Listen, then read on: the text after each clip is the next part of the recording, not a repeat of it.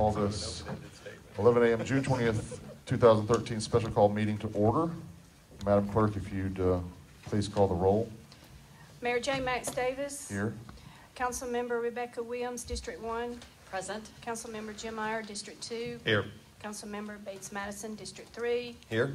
Councilmember Joe Gebbia, District 4. Councilmember Gebbia is not present, but we have a quorum. Thank you. Would you please rise for the pledge? I pledge allegiance to the flag of the United States of America and to the republic for which it stands, one nation, under God, indivisible, with liberty and justice for all.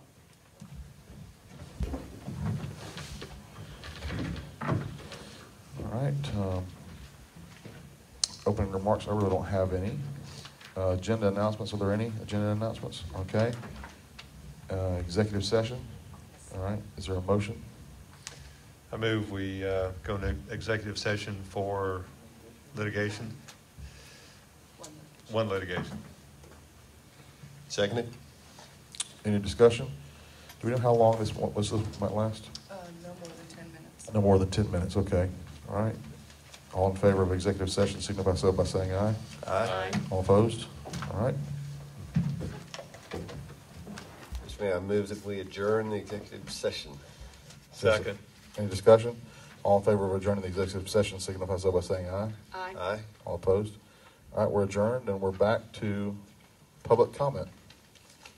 All right, now is the time for public comment on the text amendments to the overlay. Is that correct? All right. There were a couple. You have no cards? Go ahead. Is there anybody in the lobby? Because there were a couple people here I know.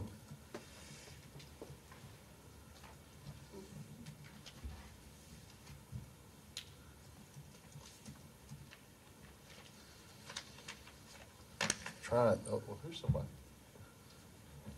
Did you want to comment on the? Okay. Well, there's Mike Elliott. Mike Elliott, Mr. Elliott.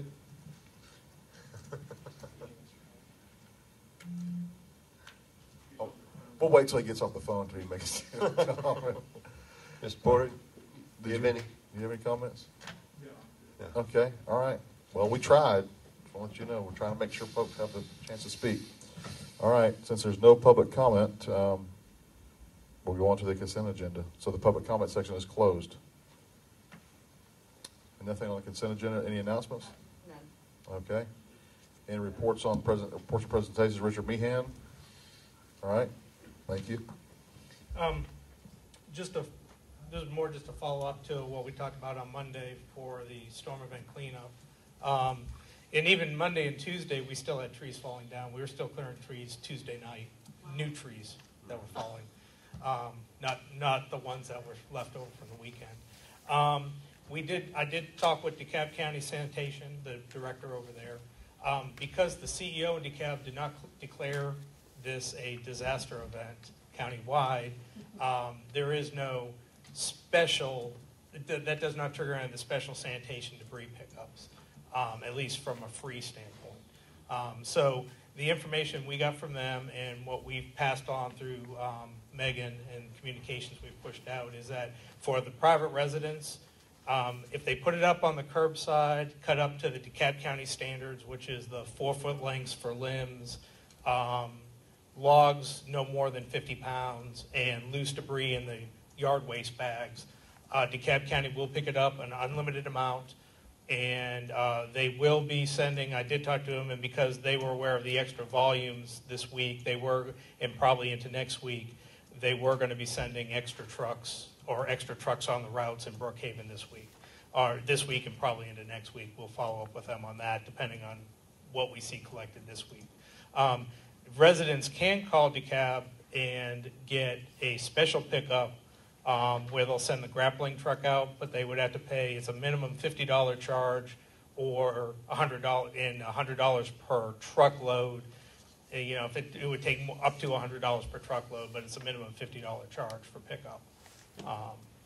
So from the city side of it, for the trees that we took out of the roadway and pushed off to the side, we're starting our work. Now that we finally don't have any new trees, we're starting to get them and starting to work through clearing them out. That's going to be continuing into next week. But our goal is, by next week, hopefully by mid next week, not the end of next week, have all those cleared out, all the trees that we took care of cleared out. So, Is there any procedure by which I know we had some rain that night, but there's still a bunch of mud and dirt on some of the streets where the trees were. Do we clean any of that off or no? And I can instruct the crews, we will. Okay. I mean, when they're going to have to go back to those sites and visit them. If there's still mud and debris on the road that wash back out, we'll have them. They'll clean that up as a course of cleaning up the tree. Thank you. I can tell you that in a meeting yesterday with the city manager and myself, were in a meeting of city leaders with the CEO, and both the mayor of Dunwoody and myself pointed out to the CEO that we were still had a lot of debris, and he seemed to indicate that he would direct the sanitation department to give us some extra trucks to come pick it up. They were going to do the extra trucks. They weren't going to be.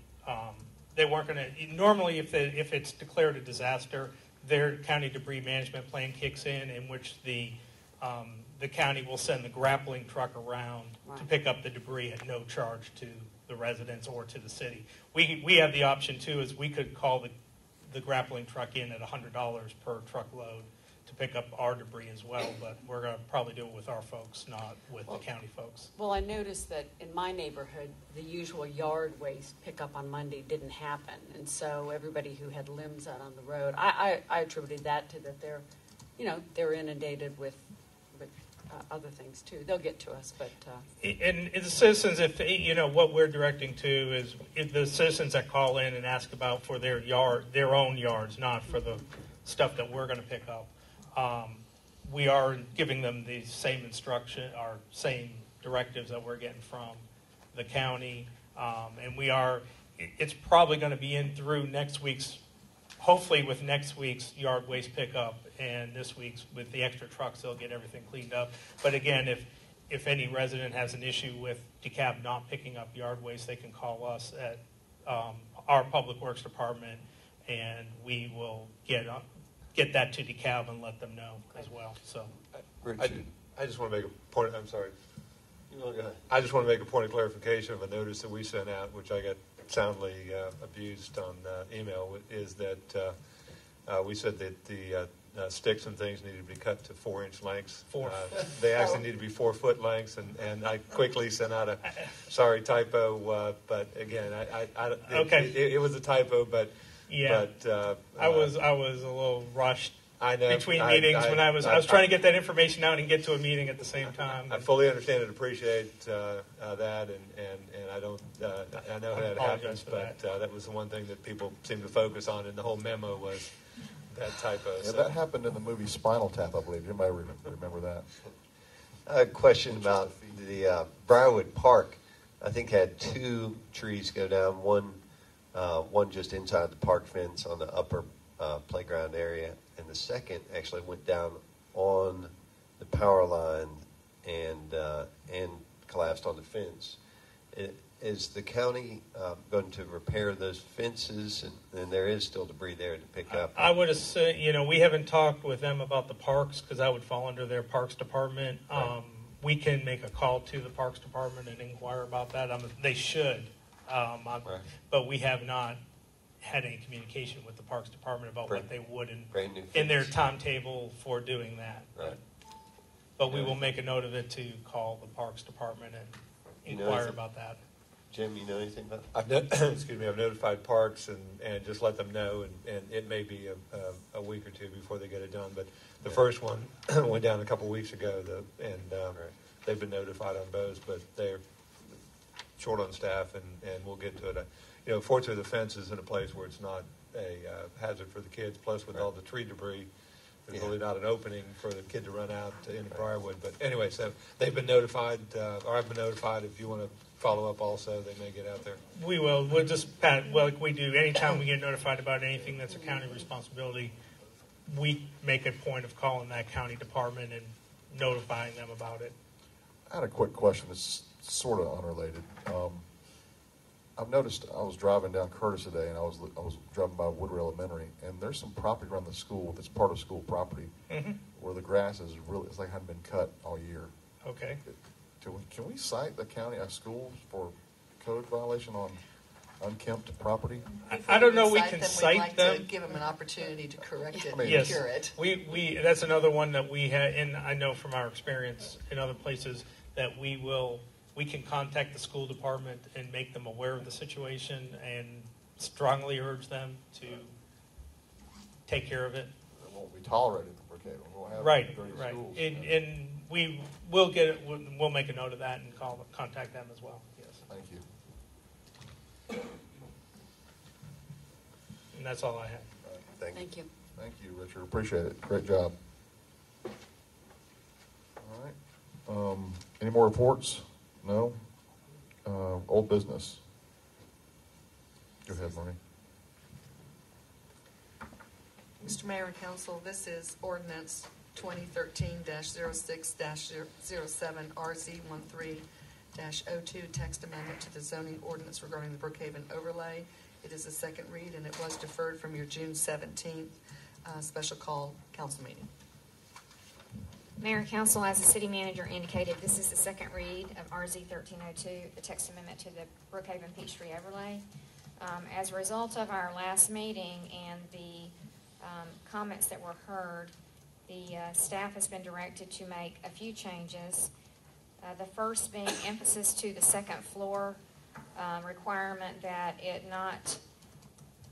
encompass 100% gross floor area, and that up to 25% of the second floor may be used for open-air airspaces and other architectural features. In addition, we've included two additional subparagraphs to that particular amendment to indicate that the second floor shall extend for the entire width of the first floor building facade that fronts the primary street, except as otherwise provided in the paragraph that I just identified. And the third component relating to the second story is that the entire indoor area of the second floor shall be conditioned space, or also known as HVAC, and available for human occupancy. The other item that we were asked to address was to lift the maximum requirement for restaurants. As you recall from an earlier version, we were asked to increase the parking allowance for restaurants. And we had a minimum and a maximum requirement identified in the text. We've been asked to lift the maximum requirement. In addition to that, we were asked to lift the maximum for residential, commercial, and retail. So that has also been added in the text. The final amendment in this particular text amendment is that we now have identified that for the second story architectural features and 25% outdoor space area, that cannot be appealed to or vary from the ZBA, the Zoning Board of Appeals. Anything in that regard would be vested with the mayor and city council. Basically, those are the amendments to the text from the deferred reading for today. If you have any questions, I'd be glad to try to answer them. Could you just point out to me what part the lifting of the maximums is in? I guess I'm a little confused by all the different copies, but I'm looking at the If you're red looking line. at the version dated 6/19, 10:30 a.m., are you looking at the red line version? Yes. If you go to Part 3, and then it says deletion of paragraph A 1 through 3 and the substitution of paragraph A 1 through 4. If you look at 1, dwellings, A and B, you'll see it just says minimum. There's no longer reference to maximum. Okay. And then if you look at 2, 3, and 4, it just says minimum, and there's no longer a reference to maximum. That's been removed. Got it. Thank you. You're welcome. Susan, you mind giving a little clarification on, so the purpose of this text amendment was simply to clarify the existing overlay overlay code, and also any indication from council of directives that we've given to look at changes to the overlay at some point, and when those might occur. Well, initially, the concern was over just the purpose of the moratorium that you put in place, which either by virtue of the action you take today or by virtue of midnight the 25th, whichever comes first with the lifting. The purpose of the overlay was for the staff to look at technical aspects dealing with the appropriate implementation of the overlay district. And not to be redundant, but we were asked to meet with committee members that were part of the forming of the overlay to gather input from the public. We did do that. We put a link on the website to gather input from the public. We created an assimilated list, brought it to a council work session, and from all of those items, the direction was to look at technical implementation aspects. So this text deals with those: parking, story, height, density. I'm going to miss one. Parking, story, height, density. Signs. Signs, thank you. And we were asked to add signs in there. We did put, I think, about 10 different aspects relative to signs. So we've vetted this through the public hearing process. We've been to the Planning Commission. We've been to the council. I think this is for the third time. So the attempt here is to bring those technical aspects to closure. At such point that we need to open this up any further or look at any fabric changes, that will be part of the comprehensive planning process, which would then direct us back to the zoning ordinance to make any appropriate implementation changes and go through that public hearing process as well. So if we go any further with this text amendment, if we go any further with changes to the Brookhaven Peachtree Overlay District, that would be at a later time, which would take a lot more extensive view and a lot more public engagement, which would be part one through the comprehensive plan process, and then part two back through the zoning procedures process. But we are a long way away from looking at any other further changes if they're needed. So do I understand you to say this isn't the last or be-all and end-all of our tweaking or amending of the overlay? No, ma'am, I don't think so. I think that there will be further changes.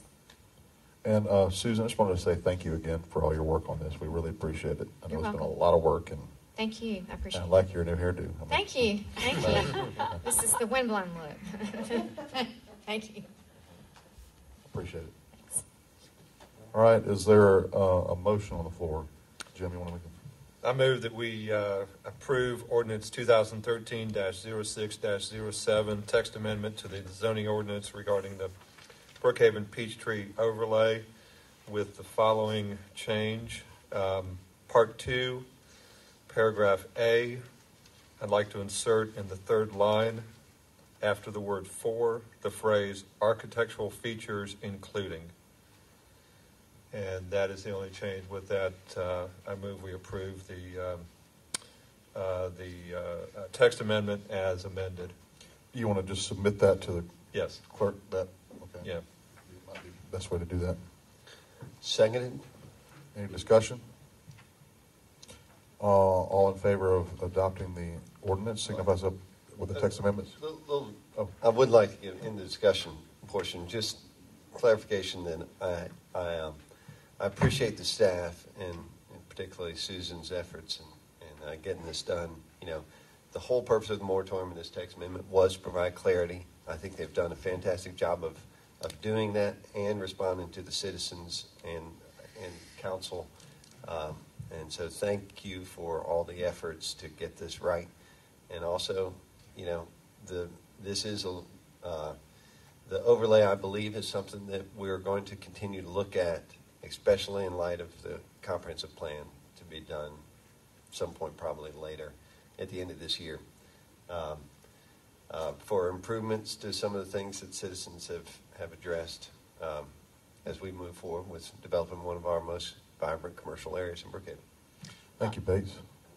I'd like to just add a comment too, that I appreciate all the work the staff has done, and I hope that our residents and our constituents feel like we've been open to changes and have tried to hear them. I know that all of us have spent quite a few hours and countless emails trying to get it right. I think nothing's ever 100% perfect, but I think we've come pretty close. You know, I would just remind, because I've also gotten emails from people who are just now understanding or even realizing that we had this overlay and what it entails. All of us know it's been in place for a number of years through a good, solid process. I look forward to our efforts to continue to educate people on what this concept and what this vision is. And, I just want to remind people that, we're dealing with a zoning code that's over 300 pages long, and we haven't even begun the hard task of trying to update and clarify and get rid of some of the inconsistencies in the code we've really just brought over from DeKalb. And the overlay section itself is 17 pages long.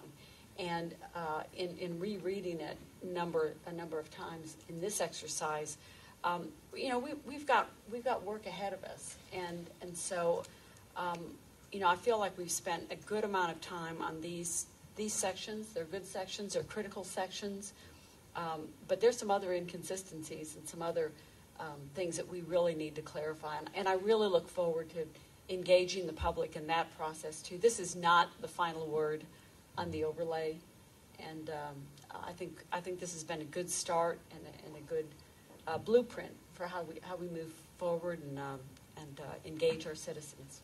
Yeah, thank you, Rebecca. That's a good point. One thing I look forward to is possibly making our zoning code not 300 pages, maybe a little shorter, and the overlay.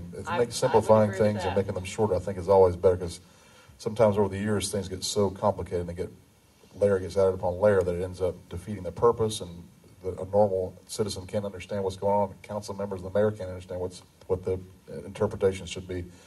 So also, I do want to thank the citizens who gave a lot of input. I know Rebecca, you met with many citizens, Jim and Bates. I know y'all are pretty engaged with the citizenry on this issue. I was engaged to a lesser degree, but I think it's appropriate that this kind of thing gets hammered out by council, because it is a legislative act, and it's appropriate. But appreciate the citizen input, the staff, and the council for all the work that I did. I did very little on this because you didn't have any power. Exactly. I don't have any power. Georgia power. Yeah, I didn't have both. Yes, power or Georgia power. So thank you again to everybody. All right, we got the motion. Is discussion over? All right, Jim, unless you want to add something? Except aye. Aye. All right. All in favor of adopting the text amendment signifies by saying aye. Aye. Aye. As amended by Councilman Iyer. All opposed? No. All right. Can I ask one question? Does this automatically lift the moratorium? No. Yeah. Madam Clerk, please enter the minutes that it is passed. Okay. I'd suggest we just let it burn out on it. It expires Tuesday at midnight, so let's let staff clean everything up and I'd just like to ask, Marie had indicated that you wanted the council to act on the moratorium rather than letting it expire. Was there any reason that we... Well, that was because there were still so many suggested changes, and I wanted you to be able to have control over exactly what those were, and at the appropriate time, if you felt like you were completed with your task of review, as staff had completed theirs, that you could control the lifting of it. So would your recommendation be to go ahead and, we've approved the text amendment. Would it be to go ahead and resolve this today, or just let it burn off on Tuesday? Well, at this point, thank you, Mr. Attorney, he just whispered in my ear, and because this is a special called city council meeting, the agenda items are limited to what is on the face of the agenda. Okay. So we would have to come back to another council meeting, and since you don't have another council meeting, we can just let it lift. And as Mr. Iyer mentioned, it will give staff now time to ready themselves. We do expect that there will be some applications coming in, and Ms. Cannon can make sure that her staff is aware of exactly what these text amendments mean. I know that she's spent a lot of time with her staff on this, but now she can go back and inform them that these are now the approved changes and interpretations. So I think we're fine. Great. Thank you for remembering that. I appreciate it. Can All right. I ask you one more question? We had directed you last week to also come back to us with some kind of a cure for the ground zoning reaching the overlay. When could we expect that? We can talk about that right now, if you'd like, as a part of this action, or Okay. we can Under new business? No, not under new business? Probably deal with it. As You part deal of with this. it as part of this ordinance and Okay. discussion All on right. that, if you want to re-up the discussion on it. Yeah, let's reopen discussion. Okay. If you want to go ahead. Absolutely, and Susan may want to supplement some of the things that I'm saying.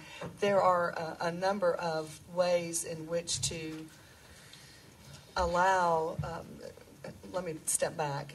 One of the interpretations and determinations that were made was, how do you calculate density within the overlay? And as you all know, and part of what you just approved was that the zoning classification of the zoning district on the dirt of the property does make that determination, especially where there is conflict of the overlay that the zoning ordinance doesn't enable you to reach and support the outcome of your overlay, or what the overlay is trying to accomplish.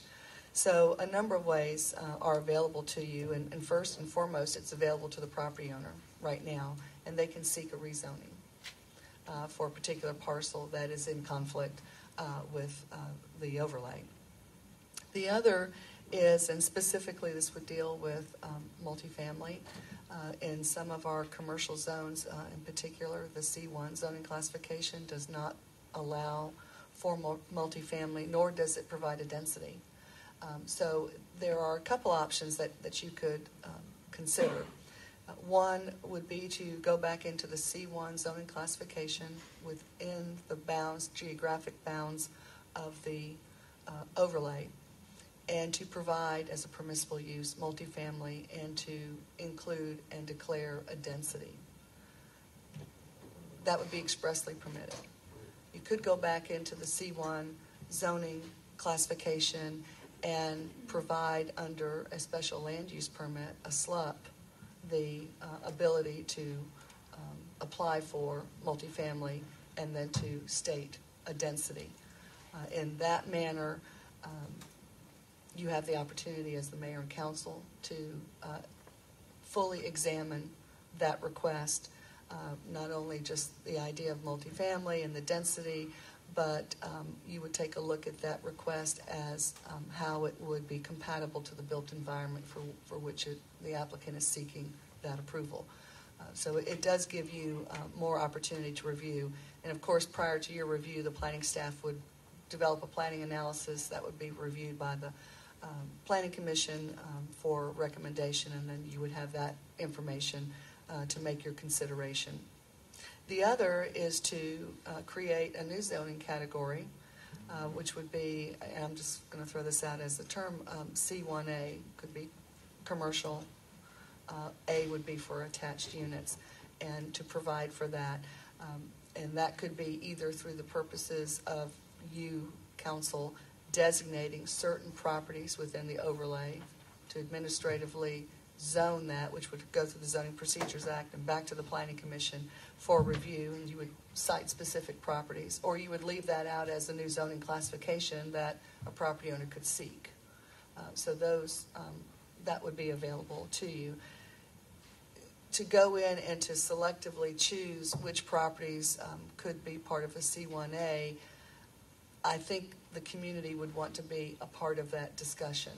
And that really lends itself more to opening up the overlay plan itself to make some determinations on the community's part. Is this how do we still support the idea of, if one day this being built out as it's desired and planned, is this what we want? Or do we want to make some tweaks? And in that tweaking, could it be this new zoning classification? The only thing that I would ask you to give some serious thought to is that with my earlier list of cures, being that you could go back into the C1 zoning classification and allow for multifamily to be an expressly permissible use, is that by doing that, then you've said anywhere within the overlay, if a property is zoned C1, it has express permission and you have no involvement in that.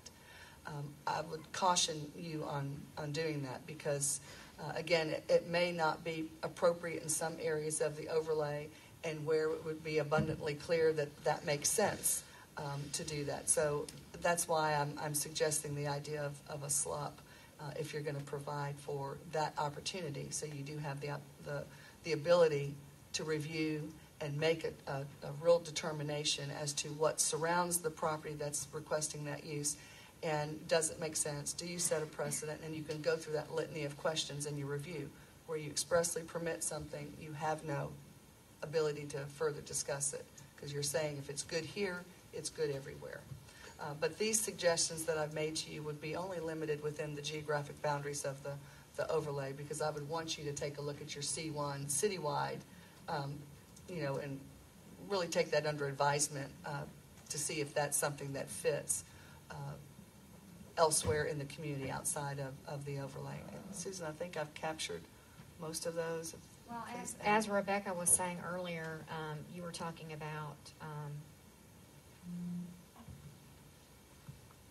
I actually just lost my train of thought. zoning code. The zoning code and the extensiveness of it and all the cures that Marie mentioned. And just from my memory, here it's coming back.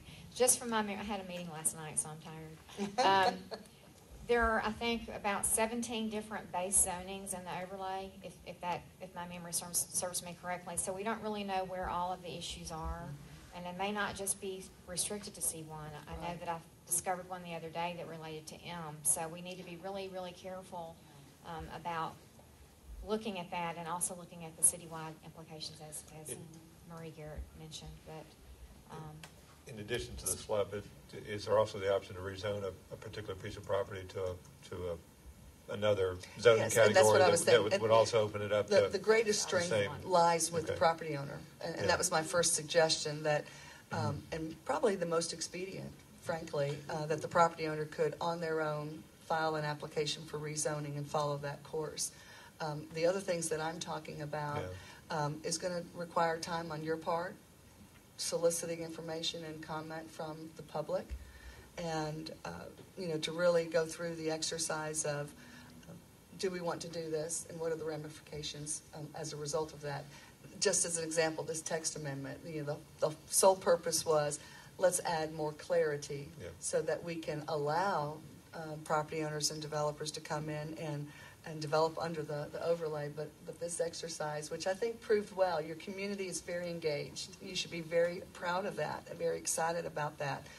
So if we go through the exercise of creating a new zoning classification, I would expect and would hope that your community would have some dialogue with you on that. But nothing stops any property owner, whether it's in the overlay or anywhere else in your city, from seeking a rezoning. And what that gives is the ability for your planning staff to review it, make their recommendation, have a public hearing with your planning commission. The community is absolutely engaged, and then back before the mayor and council for a final determination.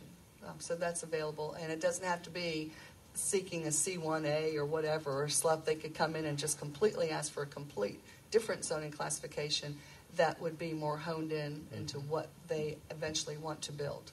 It would also give you the ability to condition it with consideration of the LCI guidelines. So that give you an opportunity to strengthen that. Right. So. Well, and is it correct that would be about a 60-day process? Probably more like a 90-day process from start to finish. Opportunities for, advertising it, public hearing, planning commission, public hearing with the city council.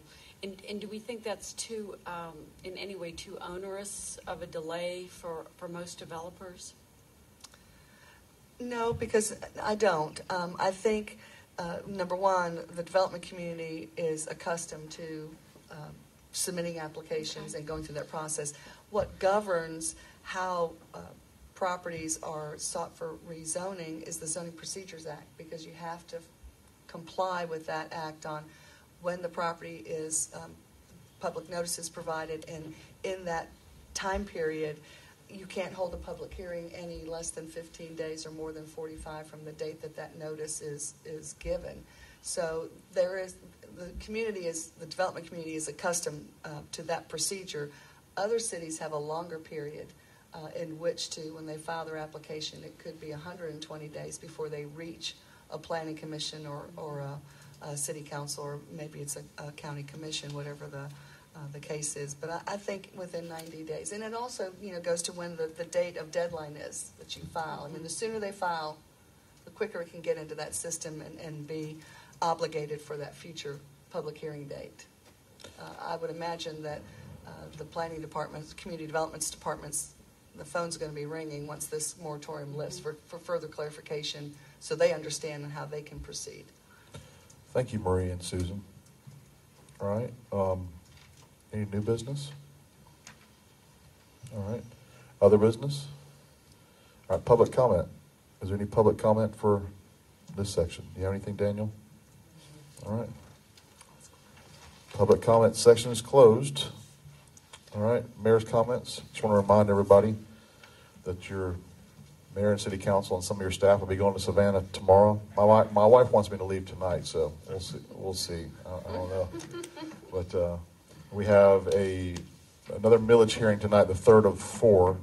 I might not be at this one tonight. I had something previously scheduled, so if I'm not able to make it, I'm sure Rebecca will fill in handily for me. And then we have the July 8th is the final millage hearing, correct? Correct, with a special called meeting Right. For the council then to set the millage rate. Okay. All right. All right. Again, thank you everybody for all the work they did on this text amendment. And anybody else have anything to add? All right. Is there a motion for adjournment? I move we adjourn. I'll second. Any discussion? All in favor of adjournment signify so by saying aye. Aye. Aye. Aye. All opposed? All right. We're adjourned.